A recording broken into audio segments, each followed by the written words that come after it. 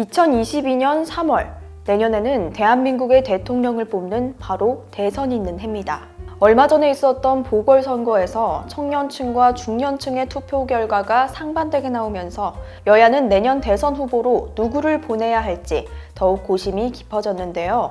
여야 모두 대선 후보가 불투명한 지금 30년 이상 국내 정치를 봐온 오풍년 저자의 관점을 이야기한 책, 윤석열의 운명입니다. 법조 대기자 1호인 오풍년 저자는 1986년부터 기자 생활을 해온 베테랑 기자입니다.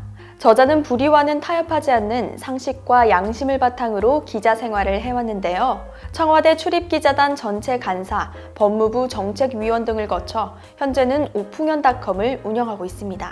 과연 다음 대통령이 되는 사람은 누굴까요?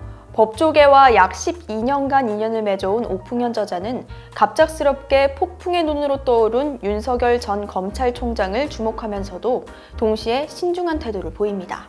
하지만 저자가 윤석열 전 검찰총장을 주목하는 이유를 논리적으로 이야기하는데요. 그가 비정치인 출신 대권주자들과는 다르게 대검 범죄정보 2 담당관 출신으로서 여의도 정치계의 정세를 어느 정도 파악하고 있다는 점, 정부의 맹공세에서도 흐트러지지 않는 맷집이 있다는 점, 대중을 휘어잡을 수 있는 메시지를 만들어낼 수 있는 능력이 있다는 점을 대표적으로 주목하고 있습니다. 이 책에서는 2020년 4월 1일부터 2021년 4월 1일까지 윤석열 전 검찰총장 주변에서 일어났던 일들을 모았습니다. 이슈가 있을 때마다 저자는 역사를 기록한다는 심정으로 칼럼을 썼는데요. 언론 기자 출신의 저자가 들려주는 윤석열 전 총장이 대권주자로 거듭나는 과정의 이야기는 예리하고 치밀합니다. 특히 검찰개혁의 이슈와 윤석열 전 총장의 향후 거취와 행동에 대한 예측도 주목해볼 만합니다. 야권의 대권 후보로 주목받고 있으며 한평생 검사로 살아왔지만 메시지 관리에 있어 웬만한 정치인을 능가하는 모습을 보여주는 윤석열. 그는 상식과 정의가 통하는 사회가 도래하길 꿈꾼다라는 저자의 꿈을 이뤄줄 수 있을까요?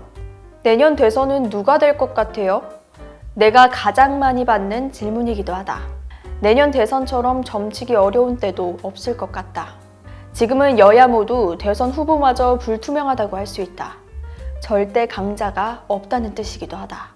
저자가 말하는 상식과 정의가 통하는 사회, 내년 대선에 대한 저자의 관점이 궁금하시다면 윤석열의 운명 추천해드립니다.